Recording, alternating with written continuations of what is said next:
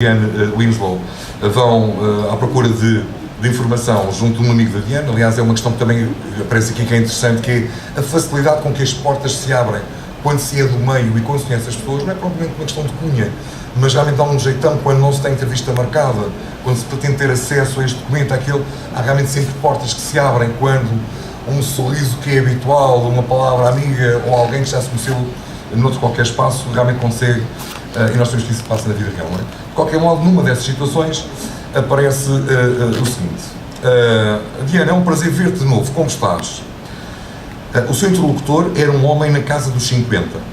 de olhos azuis, escondidos por detrás de um par de óculos de aros finos, nariz proeminente e um ar bastante bondoso. Vestia camisa branca de manga curta, uma gravata em seda amarela e azul, de gosto bastante duvidoso, e umas calças largas de fazenda cinzenta. Para completar, umas sandálias castanhas fechadas e umas piugas brancas que deram um enorme contributo para que Leonardo se sentisse o homem mais elegante à face da terra. Este está engraçado. Depois, o tal excerto que eu queria ler-vos e que eu acho que está particularmente bem escrito na minha perspectiva e que, sem desvendar, nos aponta caminhos do ponto de vista do que é a obra. Eu diria o seguinte, e vou ler já, sem introduzir, o texto que supostamente teria sido escrito por William Shakespeare. Sinto que o meu fim está próximo e, mais do que nunca, tenho necessidade de encontrar alguém que perpetue a minha obra na memória breve dos homens. Receio que a mesma seja recordada apenas como forma de entretenimento e que o gentio esqueça as minhas mensagens, escritas sempre para o bem da humanidade, neste tempo de confusão e deboche, em prol do sentimentalismo fácil ou da empatia por um personagem ou outra. É certo que escrevi para agradar, pondo na boca das minhas criações aquilo que as pessoas mais gostariam de ouvir, mas os meus versos vão muito para além disso e peço que os defendas perante as críticas fáceis de quem não as compreende. No entanto, não é esta a principal razão que me levou a criar esta singela mensagem,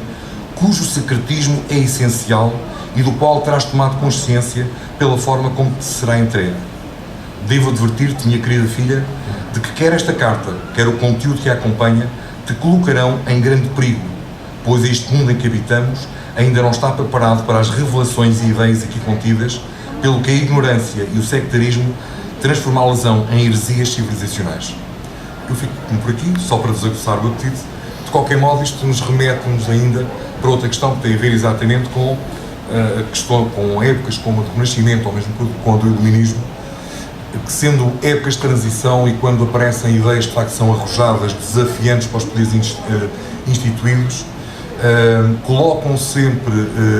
os seus autores numa situação potencialmente perigosa, principalmente quando se mexe com interesses, com crenças, quando se considera que aquilo que está a ser afirmado ou que está a ser proposto pode ser punido do ponto de vista daquilo que é não apenas moral, mas socialmente aceito, às vezes mesmo politicamente aceito. Às vezes considera-se mesmo que são ideias perigosas, e quando as ideias perigosas são assim consideradas, é de facto perigoso o tempo em que este tipo de ideias surge. E bom, eu não gostaria de adiantar muito mais sobre o livro, tenho vontade de vos desvendar o livro todo e, portanto, perderia todo o interesse. Convido-vos, de facto, a ler com muito interesse e tenho certeza que quando pegarem um livro dificilmente o vão largar, porque o ritmo da escrita e a forma extremamente interessante como a informação vai sendo partilhada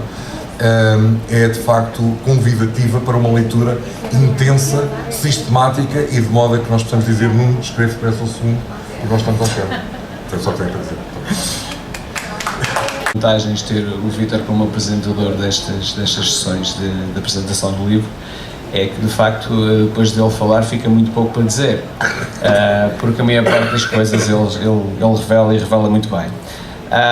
No entanto, eu gostaria de traçar aqui 2 ou 3 notas em relação a esta obra que eu escrevi, nomeadamente a reação das pessoas que já a leram e de algumas questões que me foram colocando